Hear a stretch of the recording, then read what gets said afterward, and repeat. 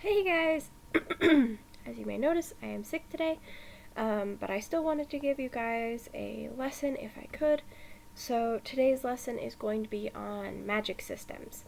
Now, I know not all of you guys are going to be using magic systems. Some of you guys write sci-fi, some of you guys write horror, which sometimes does and doesn't include a magic system. But ultimately, a lot of people who really like fantasy tend to lean towards doing more magic based stuff, not just doing, the classic dragons and griffins and things that you can generally do with research. So, as a result, I thought it would be good today for Teen Writers Club to dive into what are some good tips on how to make a really solid magic system. Now, when I say really solid magic system, there are two different types of magic systems. There's a hard magic system and a soft magic system. Now, a hard magic system is a very clear, very defined magic system, and it would be better to probably use with a protagonist. Um, Readers don't like protagonists with a soft magic system, which we'll explain in a minute. They like to fully understand and be immersed in the magic and understand how it works, why it works, every little nitty-gritty detail. Because of the fact that with a hard magic system, it helps you feel more immersed in that world, in that culture, and especially if magic is a big part of the protagonist's life, you don't want this big part of the protagonist's life to be just glossed over. So the next thing that I'm going to define is soft magic systems. Soft magic systems have no clear defined set of rules and can be used by antagonists or the world in general, but generally avoid using soft magic systems with protagonists. This is just going to aggravate your reader because they're going to feel like you're being unrealistic. They're going to feel like you're just avoiding things and causing plot hole problems. Soft magic systems are perfectly fine to use for your antagonist or for your world in general. For example, Lord of the Rings has a soft magic system. You don't know exactly how Gandalf's magic works.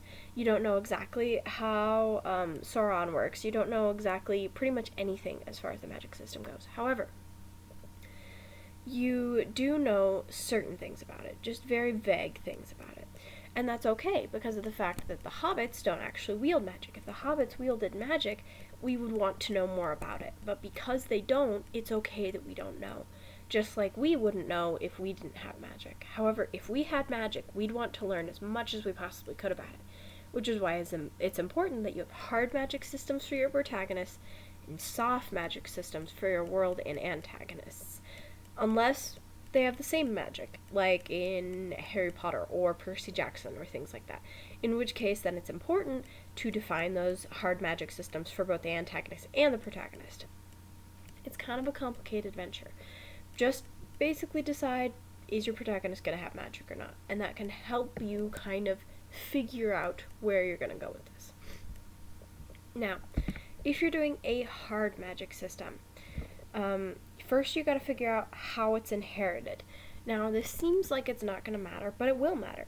Your readers are going to notice if characters are suddenly inheriting magic that shouldn't be, and vice versa.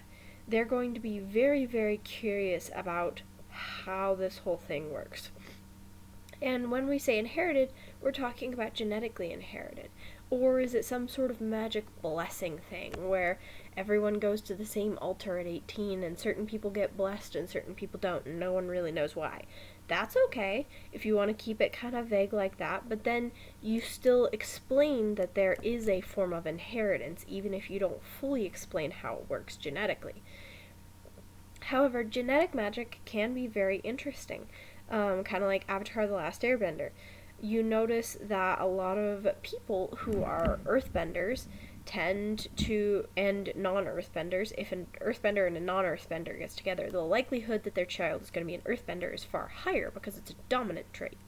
Whereas if two non-benders got together, the likelihood that they would have a bending child is much, much slimmer unless it is a recessive gene. And they don't explain this deliberately, however, they do follow the exact pattern. You can tell that they did their world building and they stuck to what they said they were going to stick to. And you need to do the same thing. You need to decide what you're going to do as far as inheritance goes and then stick to it. You can't just say, oh, they randomly have magic because I want them to. I'm sorry, that's not going to work. Your reader wants it to be understandable. They want it to be realistic, which sounds weird. You might just be like, oh, it's fantasy, therefore I can just blow it off. That's not true. If you want your fantasy to work really well, you have to have these rules. Why?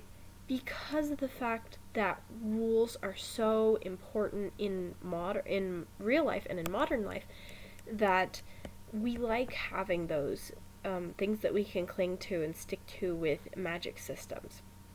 We like being able to understand the magic, and especially as a reader, you want your fantasy to feel realistic. You don't want to feel like, oh, this is just a dream. You want it to feel like this is a place somewhere and it actually exists. And the only way to do that is to make sure that you have explained every little detail of your hard magic system, including how it gets inherited. And again, if you want it to be vague, you just got to make sure that you explain that it's vague. You explain that there's not a genetic tie. Because otherwise, the readers are going to be looking for that genetic tie, and they're going to want it so bad. And if you don't give it to them, they're going to be confused. So you got to make sure that you don't confuse the reader. That's like the number one rule when it comes to writing fantasy, is you don't want to confuse the reader. The more confused the reader gets, the less likely they are going to be to continue to read your book. You want them to keep going, therefore you want to make it as realistic fantasy as possible, which sounds counter, but I promise, when you write it, it will make sense. And you don't always have to fix everything up front. If you have a certain rule that you're like, oh, this would actually be a great rule to apply to my magic system later, you don't have to go back and fix the whole thing. Just finish writing your book and then explain to your editor, hey, this is how I want the magic system to work. I totally didn't realize that this was the thing until about partway through the book. Can you help me fix it? And your editor, I would say 9 times out of 10, will probably be just fine with looking for ways to fix it and flesh it out, so that way it feels like it was there the whole time. And that's perfectly okay if you want your editor to fix things for you. That's what we're here for. I can say that as an editor. It's really important to us that you get what you're looking for out of writing. Sorry, I'm trying to adjust my screen here, and it is just all kinds of squirrely. Okay. Nope, that's not gonna work. I'm just gonna keep talking for now.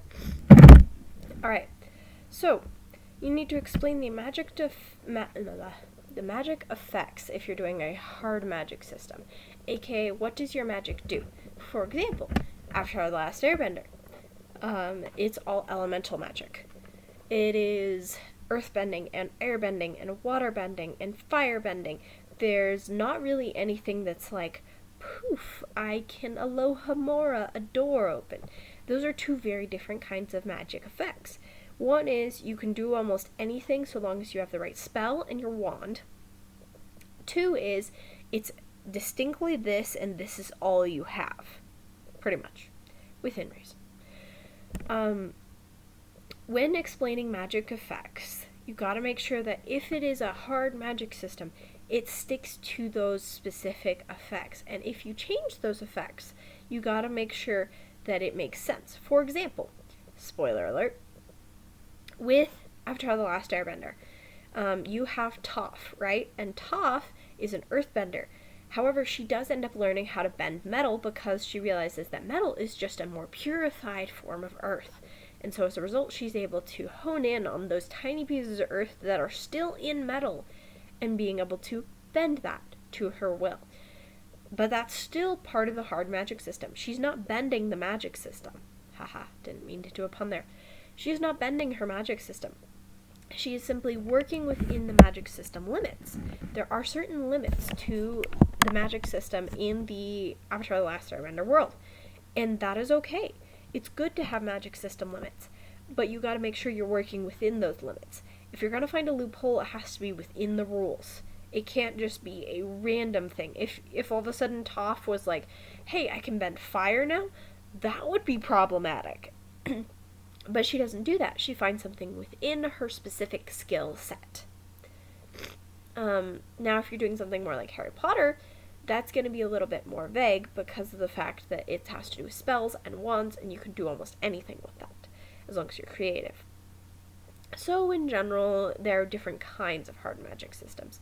But if you do lay out ground rules, like in Avatar The Last Airbender, that you can only do X element, you gotta make sure that you stick with only X element. Or, if you're going to change it, you explain it via genetics. For example, in The Legend of Korra, again, spoiler alert, one of the characters ends up being able to bend magma. Why? Because one of the parents was a firebender and one of the parents was an earthbender. So as a result, the combination is magma bending. That actually makes sense genetically, right? So it's able to still fit within those hard grounded rules that we have there. You gotta make sure it fits within the rules. Alright. Now, the next point is explaining the magic source. So for example, Percy Jackson. The gods are their magic source, right? So with the gods being their magic source, it's going to make things make a lot more sense in general with how their powers work, and it's going to make more sense with how the plot goes. In general, knowing the magic source, if your protagonist has any sort of super powerful magic, is incredibly important. Sorry, I really should have said this earlier. If you know your magic source, you gotta make sure that you stick to that magic source. You don't suddenly have someone be like, hi, I can do magic with a wand, despite the fact that magic comes from the gods. You gotta make sure you stick to that source, and that source has all power in your universe. Not necessarily all power, but what I mean is that is where the powers come from. You don't suddenly say, oh, hey, it's gonna come from a different source now. Or if you do, you gotta explain it, kind of like with Percy Jackson's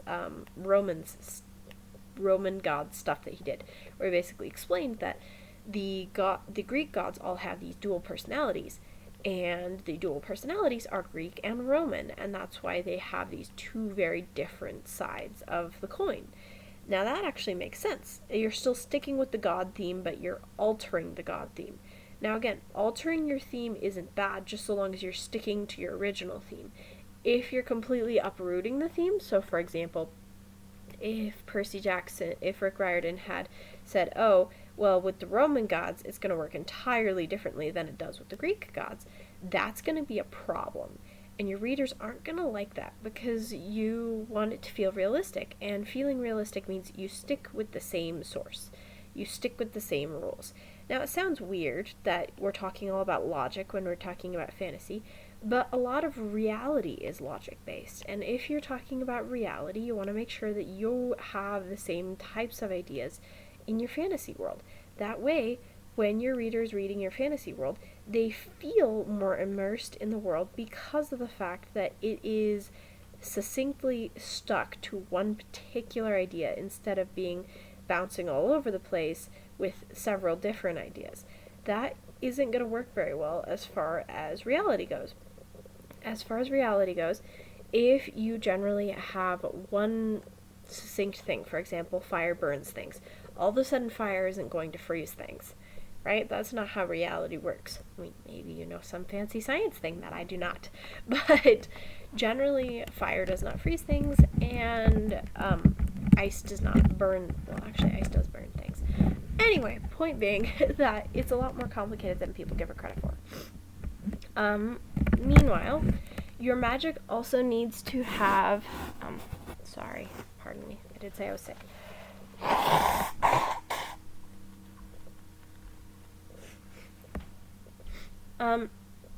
Your magic needs to have an appropriate cost. So if you are blasting someone across the room with a powerful wave of magic, and then the cost is that you sneeze once, that's not gonna be very kosher as far as world building goes.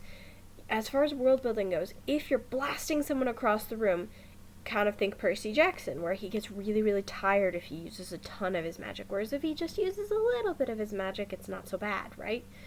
You need to think the same way about your magic. What are the appropriate costs for your magic? Or is it just that they have certain limitations? You don't need to necessarily have costs. You can have limitations too. So for example, with Harry Potter is a great example of a limitations-based magic system. They don't necessarily get tired or have some sort of allergic reaction or something to magic. Instead, with magic, it has the appropriate cost because of the fact that they can only use it with their wands, right? Technically, they can use magic without wands, like Harry Potter does in the first book, but ultimately, they use their wands, and if their wand is knocked out of their hand, they're basically considered powerless. As a result, this is considered an appropriate cost. So you either need to have a great limitation where you have X, and if you don't have X, magic doesn't work. Or you need to have a cost where the magic works all the time, but as a result, it's incredibly draining on them, or it has some sort of specific effect. For example, I read a book once where the more magic they used, the more they aged. And so as a result, you didn't want to use a lot of your magic because you would age super quick. And as a result of that, it made magic so much more interesting and more powerful than if they just said, oh, they can use it whenever they want. So it's important to have those certain rules and regulations on your magic system. We don't like magic that just kind of runs wild and free. I don't know why, but we generally don't as readers. And if you do have magic that runs wild and free, there's generally a cost for that too. It's kind of no different than in the wild, where if you take, for example, Yellowstone Park, if you took the wolves out of that system, it completely changed how the ecosystem worked. And if you put the wolves back into the system, it's going to change how it works again. That's a wild system. We have no control over that except for taking the wolves out and putting them back in. That is the only thing we have control over. We don't control which deer they kill or where they decide to set up their packs or anything like that. We don't generally decide those things. However, that does not make them any less a system. Even wild systems have a system. And so if you're going to do more of a wild magic system, maybe look at how ecosystems work and kind of run your magic like an ecosystem. It's going to be important to have those rules and regulations even within a wild magic system. Alright. Next, we're going to talk about building a soft magic system. Now again, I'm going to re-explain what a soft magic system is. Just to recap, there's no clear defined set of rules and can be used by the antagonist or by the world in general, but generally the protagonist doesn't know the rules and doesn't know how it works. They just know that it's a pain in the butt and kind of gets in their way. And that's okay. It's generally okay for readers not to fully understand how things work if you're doing a soft magic system. But, as I said, if you're doing a soft magic system, you gotta make sure that it is not used by the protagonist. If the protagonist uses the magic system, it's gotta be a hard magic system. I'm sorry, it's gonna bother the readers. It's gonna bother them so much if you use a soft magic system, because we as people want to be able to fully understand the magic. And if you have a soft magic system in the beginning and they slowly kind of figure out how it works, and then you move on towards being hard magic, that's okay. If you start with soft and then move to a harder magic system, that's alright as they're learning, but you cannot keep it soft forever. They need to be able to understand how the magic works so they can use it. That way you can't just say, oh, hey, well, they flung them across the room because they all of a sudden understand this spell. No. You understand it by understanding it. You don't just suddenly get it. Alright, moving right along. With a soft magic system, you gotta figure out how it will fit within the theme of your story. You have a spooky and dark story, so your magic might be a little bit dark and twisted instead, or is it more of a light and whimsical story meant for kids? As a result, you're going to want your magic to be a little bit more on the fluffy side and not have really a whole ton of grave consequences, whereas the spooky and dark story, you might have really, really intense consequences and really, really scary things happening with your magic. And I know this seems obvious, but it's important to talk about. Because with a soft magic system basically sets up a theme for your world. it doesn't necessarily involve much of your plot or your story, or if it does, like with Lord of the Rings, it's generally putting things in your way in order to complete X goal. Sorry, like I said, I'm sick today. It's going to be a little rough today. So if you're wanting to complete the goal, for example, Frodo wants to get rid of the ring and destroy it, then you're going to need to make sure that your soft magic system is either helpful or hindering them. So for example, there's a lot of hindrance, right? Where the soft magic is kind of like influencing him and trying to convince him not to get rid of the ring, right? Those are all hindrances. But it also has a soft magic system that's helpful. The elves, we don't really know how their magic system works. Gandalf, we don't really know how his magic system works. But that's okay, because it's very light, it's very whimsical. In those moments with the wizards and whatnot, you know, he can make fireworks and cool stuff like that. However, he can also stop demons. How does this work? We don't really know, but that's okay because he's not the main character. Gandalf is not the center of attention. He is simply a person who is helping our hero along, and that is why a soft magic system is acceptable here. If Gandalf was the main character, we would definitely want a more hard-defined magic system there. But since he's not the main character, we can definitely move away from that and definitely not worry about that quite so much. Alright, the next thing that we're going to talk about is what we were just talking about, but on a different level. How will magic cause problems for the protagonist? You can't just have it be all perfect and sunshine and rainbows, even if you're doing a children's books. For example, with the, I think it's called the Rainbow Fairies books, but it's by Daisy Meadows. Some of you might have read it. Basically, there are these two little girls who are constantly trying to save these poor fairies from these goblins who work for Jack Frost. So as a result, this is a much more soft magic system because the girls don't actually use the magic. They watch the fairies use the magic and the goblins use the magic, but they don't ever really use the magic themselves. And if they do, it is a blessing from a fairy. So as a result, it's not necessarily something they know exactly how it works. However, it does cause problems. It causes a lot of problems. You have fairies who are losing their magic because it's stolen from them by goblins. You have goblins who are stealing the fairies themselves. You have all kinds of mayhem and mischief going on. Magic ultimately causes a ton of problems for these girls growing up. However, they are able to conquer it with reality and logic, and a lot of times the fairies will hide themselves in the real world. As a result of that, they are able to use their real-world knowledge to help thwart the goblins and such like that. But that does not mean magic doesn't cause problems and hiccups and hurdles that they have to overcome. And it's important that you have magic cause problems for the protagonist, not just solutions. If magic is a perfect solution to everything, then it's not going to feel powerful. It's just going to feel kind of lame. Whereas if magic is causing just as much problems as it is giving solutions, then it's going to feel more real. For example, in real life, you have a lot of things that cause problems, right? I mean, you have homework, you have getting grounded, you have, this is a great one. A lot of you have after-school activities, right?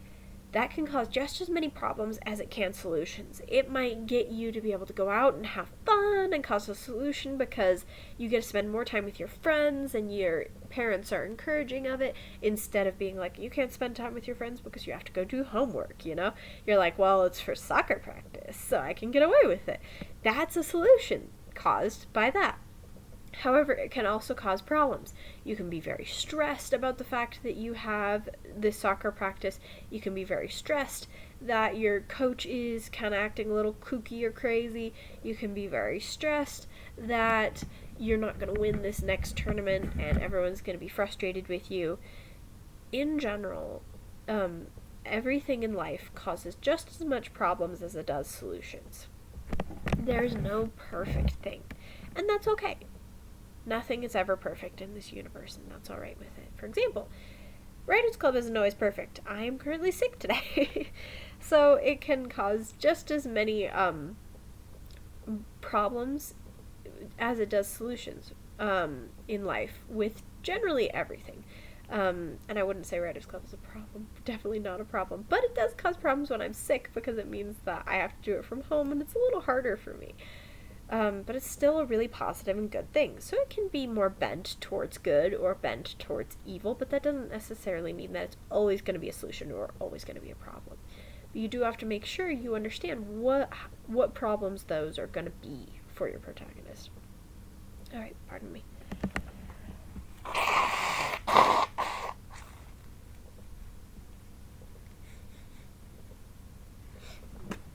Alright. How abundant is magic going to be in your world? That's the next best question that you can ask. With magic, it is important to establish, is magic an everyday thing? Does everyone use magic? Or is magic one of those things where only very rare people can use it with a very specific blessing or something of the gods or something like that? And so with this abundance, though, especially with a soft magic system, it's going to help us better get a feeling on your world. If everyone was like Gandalf, that would totally change the theme and the setting of Lord of the Rings. But because Gandalf is one of few, it makes it feel more kind of mysterious and aloof.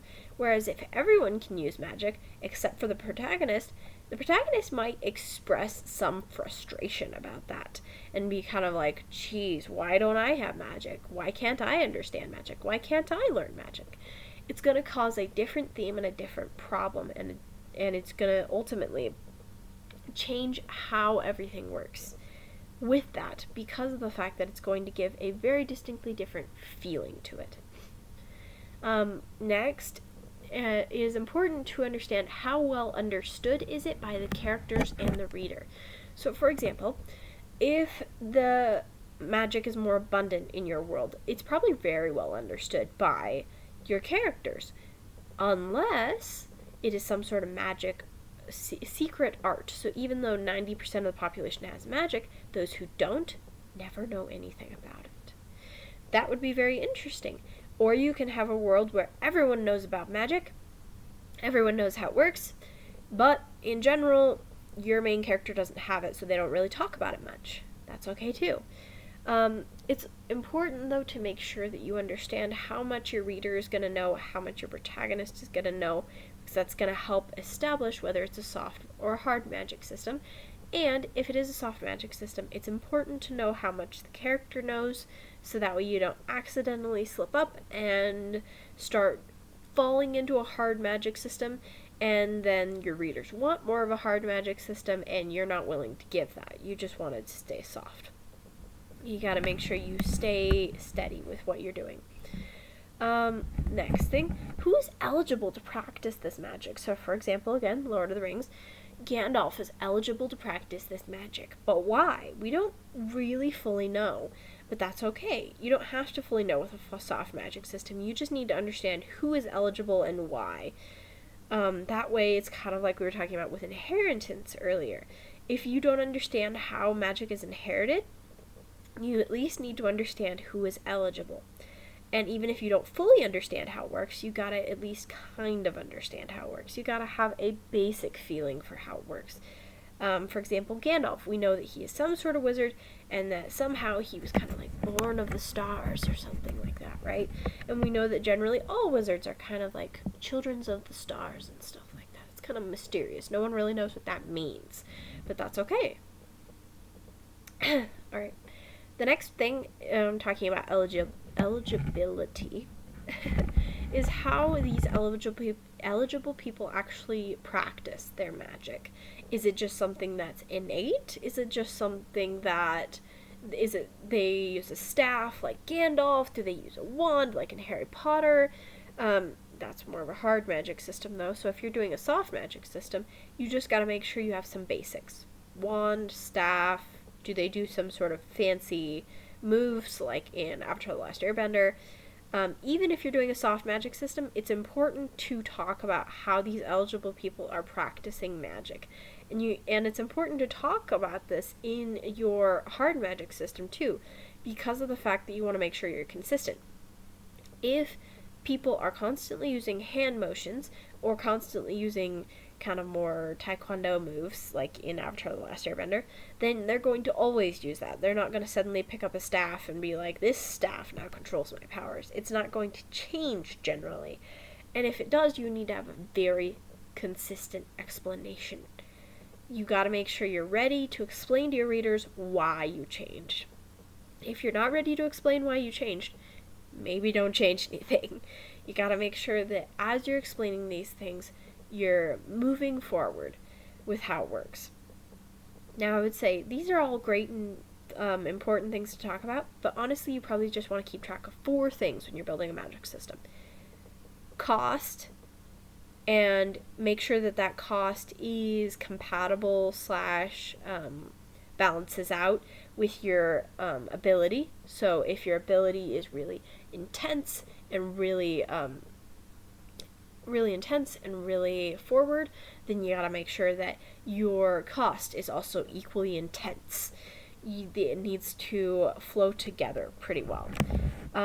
Whereas with then you gotta make sure, whereas with the rest of your magic, you gotta make sure how eligibility works, what's the source, and why do they get to have magic.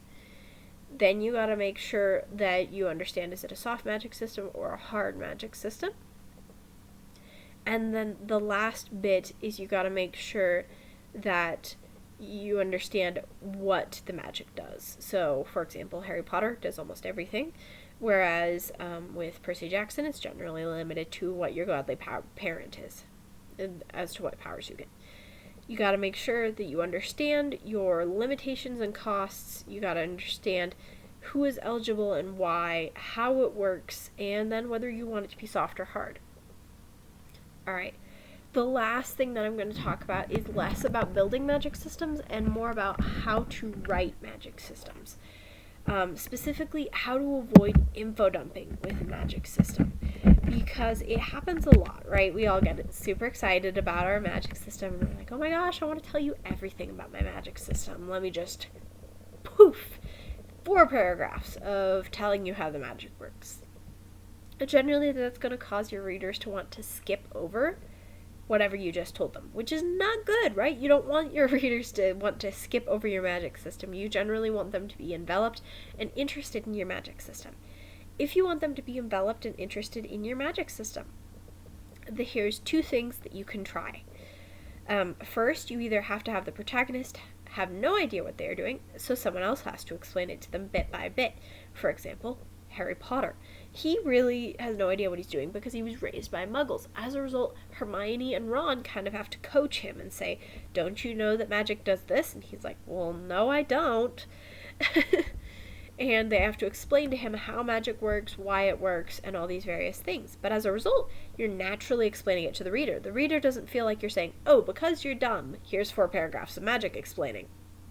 Or, oh, here's 4 paragraphs of magic explaining that reads like a textbook. I expect you to read it even though you'll be bored. All of these are not good. Or even if it's semi-interesting, you gotta make sure that you compel your reader to want to read it. Generally, we don't like info dumping. We like to take bits and pieces. It's kind of like eating a cake. You don't like to just have the whole cake shoved in your mouth at once, right? You generally like to eat it piece by piece. And it's the same thing with learning about magic systems. The second thing you can try to piece by piece this, instead of just dumping it all on your reader, is have others ask the protagonist how it works. So kind of the reverse Harry Potter.